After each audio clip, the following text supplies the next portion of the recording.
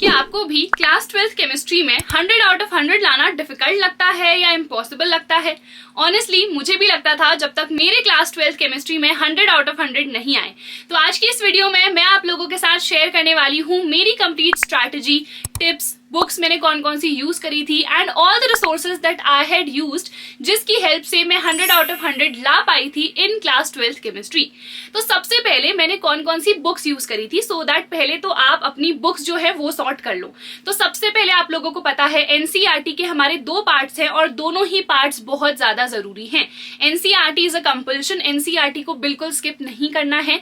NCERT में जितने भी टॉपिक्स हैं वो सारे के सारे आप लोगों को कवर करने हैं। इन केस आपको कोई भी टॉपिक डिफिकल्ट लग रहा है या फिर एक्सप्लेनेशन प्रॉपर नहीं गिवन है एनसीईआरटी में, तो उस केस में आप लोग रेफरेंस बुक्स का यूज कर सकते हो। मुझे ऑनेस्टली एनसीईआरटी की लैंग्वेज उतनी ज्यादा नहीं अच्छी लगती थी, तो मैं रेफरेंस बुक से वही टॉपिक्स को पढ़ती थी। देखो, हर एक टॉपिक एनसीईआरटी का करना ही करना है, बट अगर समझ में नहीं आ रहा है तो उसी टॉपिक को आप लोग रेफरेंस बुक से पढ़ सकते हो और उसकी हेल्प से अपने नोट्स बना सकते हो। ठीक है, तो सबसे पहले मोस्ट इंपॉर्टेंट एनसीईआरटी है। इसके बाद अगर आपको लगता है कि यार एनसीईआरटी में उतना अच्छा एक्सप्लेनेशन नहीं है, तब जाके आप लोग रेफरेंस बुक्स को प्रेफर कर सकते हो। ठीक है, अब कौन सी रेफरेंस बुक को हम लोग प्रेफर करें, तो मैंने तो देखो 2 बुक्स ले रखी थी। एक थी मॉडर्न एबीसी और एक थी दिनेश मेनली सेकंड पार्ट के लिए, यानी कि जो हमारी ऑर्गेनिक केमिस्ट्री है उसके लिए मैंने यूज करी थी। ठीक है, आप लोग कोई सी भी रेफरेंस बुक ले सकते हो। अगर आपके पास कोई रेफरेंस बुक ऑलरेडी है तो अभी स्विच मत करो, उसी रेफरेंस बुक से आप लोग पढ़ो। अगर कोई भी टॉपिक रेफरेंस से भी नहीं समझ में आ रहा है ना, तो आज तो आपके पास चैट जीपीटी है यार, चैट जीपीटी का यूज करो। ऑनेस्टली वो बहुत अच्छे तरीके से आपको कोई भी चीज को एक्सप्लेन करके देता है। ठीक है, तो ये रिसोर्सेज मैंने आपको बता दिए। इसके बाद क्वेश्चंस हम लोग कहाँ से प्रैक्टिस करें? देखो, रेफरेंस बुक्स में भले ही बहुत सारे क्वेश्चंस हैं, बट वो उतने ज्यादा रेलेवेंट नहीं है। क्यों? क्योंकि वहां पे लेटेस्ट पैटर्न नहीं गिवन है। लेटेस्ट पैटर्न में क्या क्या है? एमसीक्यूज है, केस बेस्ड क्वेश्चंस है, असर्शन रीजन है, कॉम्पिटेंसी बेस्ड क्वेश्चंस आ रहे हैं, है ना, कॉन्सेप्चुअल क्वेश्चंस आपके आ रहे हैं, रीजन बेस्ड क्वेश्चंस आ रहे हैं। तो ये सारे टाइप के क्वेश्चंस प्रॉपरली वहां पे मेंशन्ड नहीं है, प्लस वहां पे बहुत सारे क्वेश्चंस होते हैं। तो उसके लिए आप लोग एक अच्छा सा क्वेश्चन बैंक प्रेफर कर सकते हो। कौन सा क्वेश्चन बैंक हम लोग प्रेफर करें? तो ओसवाल पब्लिशर्स के जो क्वेश्चन बैंक्स हैं बहुत बढ़िया है। इनमें हर टाइप के क्वेश्चंस आप लोगों को मिल जाएंगे। पहले तो यहाँ पे शॉर्ट नोट्स भी गिवन है सो दैट आप लोग चैप्टर को रिवाइज कर सको। इसके बाद एमसीक्यूज हैं, असर्शन एंड रीजन है, केस बेस्ड क्वेश्चंस हैं, very short long answer type questions हैं, रीजन बेस्ड क्वेश्चंस भी हैं, रिएक्शन बेस्ड क्वेश्चंस हैं। हर टाइप के क्वेश्चंस इन बुक्स में आपको मिल जाएंगे। केमिस्ट्री, फिजिक्स, मैथ्स, हर सब्जेक्ट के लिए ये क्वेश्चन बैंक्स अवेलेबल हैं। मैं लिंक डिस्क्रिप्शन में प्रोवाइड कर दूंगी, आप लोग जाके चेकआउट कर सकते हो। ठीक है, इसके अलावा हमारे पास कौन सी बुक होनी चाहिए? तो एक प्रीवियस ईयर क्वेश्चन पेपर्स की बुक आप लोग ले सकते हो, मेरे पास भी थी। अब प्रीवियस ईयर क्वेश्चन पेपर्स की बुक मैं क्यों प्रेफर कर रही हूँ? क्योंकि यहाँ पे ना सोल्यूशन भी गिवन रहता है और प्रॉपरली सारे सेट्स मेंशन्ड होते हैं। अगर आप लोग सीबीएसई की ऑफिशियल वेबसाइट में देखोगे तो आपको लिमिटेड ही पेपर्स मिलेंगे। मतलब पेपर्स तो देखो बहुत सारे मिलेंगे, बट लास्ट 5 ईयर्स के ही वहां पे दिखेंगे। आपको लास्ट 10 ईयर्स की भी इजिली पीडीएफ मिल सकती है, बट द थिंग इज कि वहां पे सोल्यूशन नहीं गिवन रहता है, तो आपको बार बार सर्च करना पड़ेगा गूगल में किसी भी क्वेश्चन को। बुक अगर आपके पास होगी तो वहीं पे उसका सोल्यूशन भी मेंशन्ड होगा, तो पहले आप लोग खुद से सॉल्व कर सकते हो। इन केस सोल्यूशन आपको नहीं समझ में आ रहा है, सो उस केस में आप सिंपली सोल्यूशन देख भी सकते हो। ठीक है, तो आई होप आपको समझ में आ गया। पीवाईक्यूज की जो बुक है ओसवाल पब्लिशर्स की ही लॉन्च हो रखी है, तो इस बुक की लिंक भी मैं डिस्क्रिप्शन में प्रोवाइड कर दूंगी। यहाँ पे सारे ही सेट्स मेंशन्ड है और सारे ही सब्जेक्ट्स भी मेंशन्ड है। तो आई होप आपको इतना तो समझ में आ गया। एनसीईआरटी रखनी है, रेफरेंस रखनी है, क्वेश्चन बैंक आप लोग रख सकते हो। पीवाईक्यूज की बुक अगर आप लोगों को चाहिए है फॉर प्रॉपर सोल्यूशन तो आप वो भी रख सकते हो। इसके अलावा आपको सैंपल क्वेश्चन पेपर्स की भी एक बुक परचेस कर लेनी है। अभी नहीं, क्योंकि अभी आप लोग मेनली फोकस करो अपने सिलेबस कंप्लीशन में। जैसे ही आपका पूरा सिलेबस कंप्लीट हो जाता है उसके बाद you need to practice the sample papers. अब बहुत सारे बच्चे ये पूछते हैं कि हम प्रीवियस ईयर्स और सैंपल पेपर्स दोनों को आखिरकार क्यों प्रैक्टिस करें? देखो, जो प्रीवियस ईयर क्वेश्चन पेपर्स होते हैं ना, वहां से हमें जो मोस्ट इंपॉर्टेंट टॉपिक्स हैं वो पता चलते हैं और वही टॉपिक्स हर साल रिपीट होते हैं। जरूरी नहीं है कि सेम एग्जैक्ट क्वेश्चन रिपीट हो, बट उस टॉपिक से रिलेटेड जितने भी क्वेश्चंस होते हैं वो जनरली रिपीट होते हैं हर साल। ठीक है, तो यहाँ से हमें मोस्ट इंपॉर्टेंट टॉपिक्स पता चल गए। Now if we come to the sample question papers, तो सैंपल क्वेश्चन पेपर्स से हमें लेटेस्ट पैटर्न पता चलता है। जैसे कि अभी का हमारा लेटेस्ट पैटर्न क्या है? एमसीक्यूज है, कॉन्सेप्चुअल क्वेश्चंस है, कॉम्पिटेंसी बेस्ड क्वेश्चंस है। तो वो सारे टाइप के क्वेश्चंस हमें कहाँ से पता चलेंगे? वो हमें सैंपल क्वेश्चन पेपर्स में ही मिलेंगे। ठीक है, तो आई होप यार ये सारी चीजें आप लोगों को समझ में आ गई होंगी। तो बुक्स तो आपको ये सारी प्रेफर करनी है। इसके अलावा अब हम पढ़े कहाँ से, तो सबसे पहले आपको ये डिसाइड करना पड़ेगा कि हमें एग्जैक्टली पढ़ना कहाँ से है। मल्टीपल जगह आपको नहीं भागना है, आपको एक या मैक्सिमम 2 जगह डिसाइड करनी है कि मुझे यहीं पर से पढ़ना है, ठीक है। जैसे कि आप लोग स्कूल जा रहे हो, स्कूल में टीचर पढ़ा रहे हैं, ठीक है। कोई बच्चे कोचिंग भी जा रहे होंगे, ट्यूशन जा रहे होंगे, ठीक है। कोई बच्चे यूट्यूब से पढ़ रहे होंगे, किसी ने कोई पेड कोर्स भी खरीद रखा होगा। तो आपको सबसे पहले डिसाइड करना है कि मुझे एग्जैक्टली फोकस किधर पर करना है।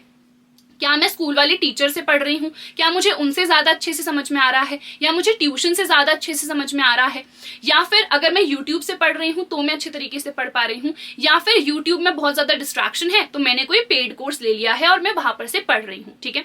सो फर्स्टली डिसाइड कि आपको एग्जैक्टली पढ़ना कहाँ से है। जैसे कि मैं ट्यूशन तो जाती नहीं थी, मैं सिंपली अपनी टीचर से ही पढ़ती थी, वो बहुत अच्छे से पढ़ाती थी। इसके अलावा मैं सेल्फ स्टडी ही करती थी, मैं रेफरेंस बुक्स का यूज करती थी। कुछ नहीं समझ में आ रहा है तो आप लोग यूट्यूब से देख सकते हो उस पर्टिकुलर टॉपिक को, ठीक है।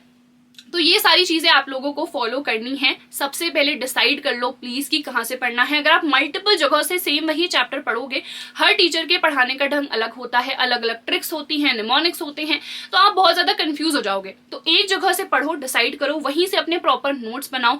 फिर आप लोग एनसीईआरटी में देखो कि भैया क्या क्या गिवन है, एंड अकॉर्डिंगली आप लोग पढ़ सकते हो, ठीक है।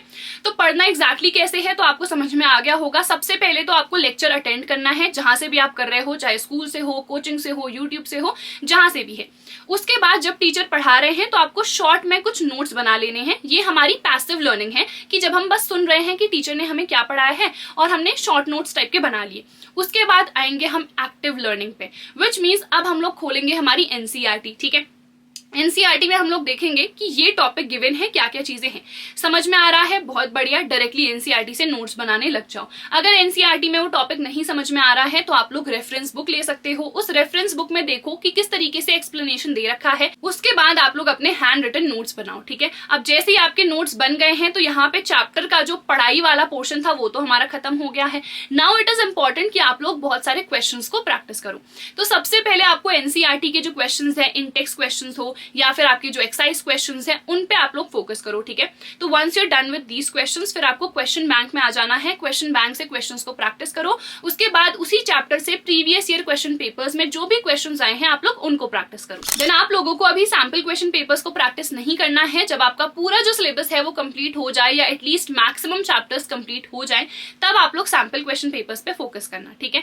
Now once you are done with one chapter, try करो कि विद इन 2 वीक्स आप उस पर्टिकुलर चैप्टर को वापस से रिवाइज भी करो। अब बहुत सारे बच्चों को पता ही नहीं होता है कि रिवीजन करना कैसे है। सो रिवीजन करने के लिए it is very very simple. Simply जो भी आप लोगों ने नोट्स बनाए हैं आप लोग उनको खोलो, उनको रिवाइज करो और उसी पर्टिकुलर चैप्टर से रिलेटेड कुछ क्वेश्चंस को आप लोग प्रैक्टिस कर लो। पीवाईक्यू से, क्वेश्चन बैंक से, एनसीईआरटी से, कहीं से भी आप कर सकते हो एंड रिवीजन आपका डन हो गया। इससे क्या होता है ना, ज्यादा लंबे टाइम तक हमें वो चीज याद रहती है। अगर आपने चैप्टर पढ़ लिया और फिर छोड़ दिया, फिर आपने उसे देखा ही नहीं, तो लास्ट मोमेंट में ना आप लोगों को बहुत डिफिकल्टी हो जाएगी, ठीक है। अब देखो, केमिस्ट्री में हमारे पास 3 पोर्शंस है। सबसे पहले फिजिकल केमिस्ट्री जिसमें 3 चैप्टर्स आ रहे हैं हमारे, सॉल्यूशंस है, इलेक्ट्रोकेमिस्ट्री एंड केमिकल काइनेटिक्स, ठीक है। उसके बाद है हमारी इनऑर्गेनिक केमिस्ट्री जिसमें D and F block elements हैं एंड कोऑर्डिनेशन कंपाउंड्स, ठीक है। फिर है हमारे पास ऑर्गेनिक केमिस्ट्री जिसमें हमारे टोटल 5 चैप्टर्स आ रहे हैं। तो आप समझ ही गए होंगे कि ये जो हमारी ऑर्गेनिक केमिस्ट्री है दिस इज मोस्ट इंपॉर्टेंट, ठीक है। तो अब हमें इन तीनों पे ही अलग अलग तरीके से फोकस करना है क्योंकि अलग अलग टाइप के क्वेश्चंस आ रहे हैं। तो सबसे पहले अगर मैं फिजिकल केमिस्ट्री की बात करूं तो यहाँ पे थ्योरी सबसे ज्यादा है, तो आपको थ्योरी पे अच्छे तरीके से फोकस करना है। इसके अलावा यहाँ पर से न्यूमेरिकल्स मैक्सिमम आते हैं, तो सारे फॉर्मूलाज को आपको नोट डाउन करना है। एक प्रॉपर आपके पास सेपरेट फॉर्मूला शीट भी होनी चाहिए जहाँ पे सारे फॉर्मूलाज आपने मेंशन कर रखे हैं, ठीक है। एंड अकॉर्डिंगली जब भी आप लोग न्यूमेरिकल्स को सॉल्व करो, हमेशा याद रखना कि SI यूनिट को आप लोग मेंशन कर रहे हो, जो भी फॉर्मूला है वो आप लिख रहे हो, कैलकुलेशंस आपकी सही हो रही हैं, कोई भी सिली मिस्टेक्स आप लोग नहीं कर रहे हो, ठीक है। उसके बाद हम आ जाते हैं हमारी इनऑर्गेनिक केमिस्ट्री में। तो यहाँ पर अगर आप लोग देखोगे ना, मैक्सिमम रीजन बेस्ड क्वेश्चंस आते हैं, जैसे कि जो हमारे डी ब्लॉक एलिमेंट्स हैं उनको ट्रांजिशन एलिमेंट्स क्यों कह रहे हैं, किनको नहीं कह रहे हैं, क्यों ये कलर्ड कंपाउंड्स बनाते हैं, क्यों ये वेरिएबल ऑक्सीडेशन स्टेट को एग्जिबिट करते हैं। तो बहुत सारे यहाँ पे रिपीटेड क्वेश्चंस आते हैं रीजन बेस्ड वाले, तो इन पे आपको सबसे पहले सबसे ज्यादा फोकस करना है। फिर जो नोमेनक्लेचर है वो हर साल आ ही जाता है, तो नोमेनक्लेचर आपको देखना है फ्रॉम आर कोऑर्डिनेशन कंपाउंड्स वाला चैप्टर, ठीक है। फिर जो VBT थ्योरी है, CFT थ्योरी है हमारी, तो इन सब पे आप लोगों को फोकस करना है, ठीक है। उसके बाद अगर मैं ऑर्गेनिक केमिस्ट्री की बात करूं तो यहाँ पे आपके बेसिक्स क्लियर होने चाहिए। अगर आपके बेसिक्स क्लियर नहीं है कि नोमेनक्लेचर कैसे करते हैं, इलेक्ट्रॉन विड्रॉइंग ग्रुप्स कौन से हैं, इलेक्ट्रॉन रिलीजिंग ग्रुप्स कौन से हैं, तो ये बिल्कुल बेसिक कॉन्सेप्ट्स हैं। तो आप सबसे पहले कोई भी यूट्यूब वीडियो देख लो। इफ यू गाइज वांट कि मैं वीडियो बनाऊं सो आई विल डेफिनेटली मेक, बस मुझे कमेंट सेक्शन में एक बार बता देना, ठीक है। तो आपको सबसे पहले अपने बेसिक्स क्लियर करने हैं, उसके बाद ऑर्गेनिक केमिस्ट्री को स्टार्ट करना है। यहाँ पे आप लोगों को पता है मैकेनिज्म बहुत इंपॉर्टेंट है, जितनी नेम रिएक्शंस है वो काफी ज्यादा इंपॉर्टेंट है, कन्वर्जन्स यहाँ पे आते हैं, रीजनिंग यहाँ पे आती है, किसका बॉइलिंग पॉइंट ज्यादा है, कौन ज्यादा एसिडिक है, कौन ज्यादा बेसिक है, इस टाइप के रीजन बेस्ड क्वेश्चंस यहाँ पर भी आते हैं, ठीक है।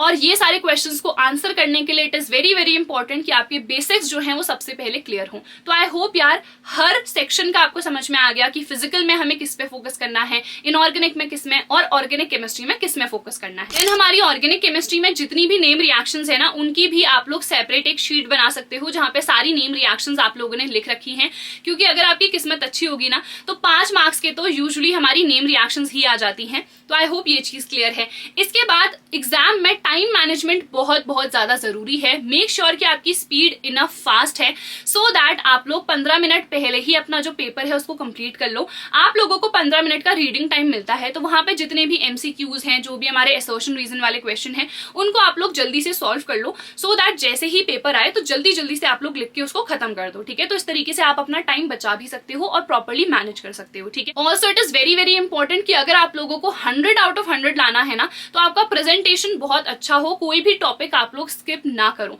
जब भी कोई भी क्वेश्चन आ रहा है आपको प्रॉपर्ली नहीं आता है, इट इज ओके, जितना आता है आप लोग मेंशन करो। कोई भी क्वेश्चन को आप लोगों को स्किप नहीं करना है। कोई फॉर्मूला याद है वही लिख दो, उस टॉपिक से रिलेटेड कोई बात याद है वो आप लोग वहां पे मेंशन कर दो। न्यूमेरिकल्स में हमेशा यूनिट को मेंशन करो। जब भी आप लोग लिख रहे हो आपकी हैंडराइटिंग बहुत अच्छी होनी चाहिए, सुंदर काम होना चाहिए, there should be space between any 2 words. इसके अलावा जब भी 2 क्वेश्चंस आप कर रहे हो, ठीक है, एक क्वेश्चन आपका जैसे ही खत्म हुआ 2 लाइन आप लोग छोड़ो सो दैट प्रॉपर्ली एकदम नीट एंड क्लीन काम दिखे, क्योंकि प्रेजेंटेशन के मार्क्स होते हैं, ठीक है। तो ये सारी चीजें आप लोगों को ध्यान रखनी है जब आप लोग टाइम मैनेज कर रहे हो, जब आप लोग प्रेजेंटेशन अपना कर रहे हो, ठीक है। तो इसके लिए आप लोग पहले से प्रैक्टिस भी कर सकते हो कि कोई भी आपने सैंपल पेपर ले लिया, 3 घंटे का टाइमर सेट करा एंड खुद से उस पूरे पेपर को आप लोगों ने सॉल्व करा। ऑल्सो 100 आउट ऑफ 100 लाने के लिए आपका माइंडसेट बहुत ज्यादा मैटर करता है। जब मैं क्लास 12th में आई थी ना, तो मैंने अपना माइंडसेट रख लिया था कि यार मुझे ना 100 आउट ऑफ 100 चाहिए है PCM तीनों में, और अल्टीमेटली मैं ला भी पाई थी। But at the same time consistency भी बहुत ज्यादा जरूरी है। ये नहीं कि बस आपने मैनिफेस्ट कर लिया, आपने सोच लिया कि यार मुझे ना चाहिए है 100 आउट ऑफ 100, बट आपने उसके पीछे मेहनत नहीं करी, कंसिस्टेंटली आप लोगों ने पढ़ाई नहीं करी। ऐसी गलती आपको नहीं करनी है। आपको डेफिनेटली मैनिफेस्ट करना है, सोचना है कि यार मुझे 100 आउट ऑफ 100 लाना है, या जो भी आपका गोल है, बट इसके साथ साथ उसके पीछे आपको मेहनत भी करते जानी है। आपको डेली यार एटलीस्ट 4 से 5 घंटे तो पढ़ने ही पढ़ने हैं, क्योंकि अब वो टाइम आ गया है जब आपको डेली पढ़ना पड़ेगा, बहुत अच्छे तरीके से पढ़ना पड़ेगा, ठीक है। मैं भले ही जब मेरा मन नहीं है तब मैं सिर्फ 1 घंटा पढ़ूंगी, बट मैं डेली पढ़ती थी सो दैट वो जो कंसिस्टेंसी है ना हमारी, वो ब्रेक ना हो, क्योंकि एक बार वो ब्रेक हो गई ना तो वापस से वो मोमेंटम बिल्ड करना बहुत ज्यादा डिफिकल्ट हो जाता है। एंड एट लास्ट चाहे आप लोग कितना भी पढ़ लो, कितने भी अच्छे मार्क्स स्कूल में आ रहे हैं, नेवर बी ओवर कॉन्फिडेंट। कभी ये मत सोचो कि यार मेरे तो सबसे ज्यादा मार्क्स आ रहे हैं तो मेरे ही आएंगे, अब मुझे एक्स्ट्रा एफर्ट्स डालने की जरूरत नहीं है। ये गलती आप लोगों को नहीं करनी है। आप लोग हमेशा ग्राउंडेड रहो, कितने भी मार्क्स आ रहे हो, कितनी भी आपको सक्सेस मिल रही हो, जो भी चीजें हैं, you should be grounded. Just think कि मुझे और बेटर करना है, मुझे और बेटर करना है। एंड डेली पढ़ते रहो, प्रॉपर्ली रिविजन करते रहो। मेक श्योर कि यार आपका कोई बैकलॉग ऐसे नहीं रह जा रहा है, क्योंकि फिर उसको क्लियर करना डिफिकल्ट हो जाता है, ठीक है। अगर आप लोग भी 100 आउट ऑफ 100 लाना चाहते हो या 95 प्लस लाना चाहते हो इन केमिस्ट्री, तो जितनी बातें मैंने आप लोगों को बताई है ना, हर एक चीज अच्छे तरीके से फॉलो करना। और क्या आप लोग 100 आउट ऑफ 100 लाना चाहते हो या नहीं, मुझे कमेंट सेक्शन में बताओ। एंड अगर लाना चाहते हो तो उसके पीछे मेहनत करने को भी रेडी हो या नहीं, क्योंकि मेहनत तो देखो बहुत लगेगी। एंड इसके अलावा कितना सिलेबस हो गया है मुझे जल्दी से कमेंट बॉक्स में बता दो। So that is it for this video. हम मिलेंगे हमारी अगली वीडियो में। Till then bye everyone, take care and all the very best.